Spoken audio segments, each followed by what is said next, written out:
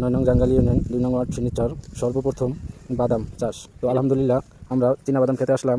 তো কৃষি ভাইয়ের সাথে কিছু আলাপ আলোচনা করবো এই ব্যাপারে যে কতটুকু জায়গায় কতটুকু বাদাম করছেন। হেলাল ভাই, জি ভাই, তো বাদামটা আপনি কতটুকু জায়গায় করছেন? প্রায় 2 ঘন্টার মতো তো কয় কেজি বাদাম লাগাইছেন? বাদাম লাগাইছি। 10 কেজি দিয়েছে, আমার 10 কেজি পুরো লাগে না। 10 কেজি দিয়ে জমি লাগান যায় দিতে 10 ঘন্টা। তো আপনি লাগাইছেন এই জায়গায় কয় ঘন্টা? 2 ঘন্টা। 2 ঘন্টা। তো এই যে এই খালি জায়গাটা যে বাদাম লাগাইছেন এখানে কতটুকু বাদাম আছে? আমি প্রায় 40 কেজির মতো বাদাম করছি। 40 কেজি।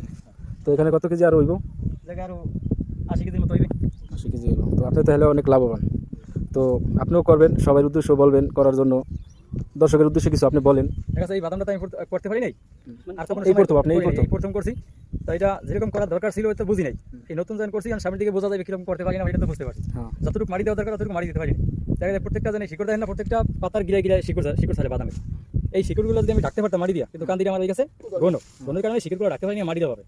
এই কারণে বাদাম কমে যায়। যদি বাদাম আমি ওই পুরো গাছটা যদি যখন গাছটা আস্তে আস্তে বড় হবে, গাছটা ডাকবে এইভাবে এতক্ষণ দেখা যাবে আকার বাইর করা, তখন আমার এই পর্যন্ত মোটামুটি গাছটা বাদাম শিকড়গুলো বাদাম এই যে খালি শিকড়গুলো, এই শিকড়গুলো বাদাম থাকবে। এর চেয়ে আরো বেশি আছে শিকড় খালি বড় বড় গাছ। দেখি তোলেন তো। এই যে অনেকগুলো বাদাম গাছ হিসাবে অনেক বাদাম, যেটা একটু ভালো রাখতে পারছে এই গাছটা একটু বাদাম ভালো হয়েছে। যাক প্রত্যেক বছর করবেন আর আপনি দেয়া দিই সব কৃষকই করবো। তো আপনি এটা কার মাধ্যমে পাইছেন, কোথা থেকে পাইলেন? মেহেন্দিগঞ্জের পাতালাটাই অফিসার আছে, কৃষি অফিসার বাকিবিল্লা স্যার, মোহাম্মদ বাকিবিল্লা, সে আমাদের দিয়েছে। ধন্যবাদ বাকিবিল্লা স্যারকে সহযোগিতা করার জন্য। তো তার মাধ্যমে আরও কৃষকে করুক। আসসালামু আলাইকুম।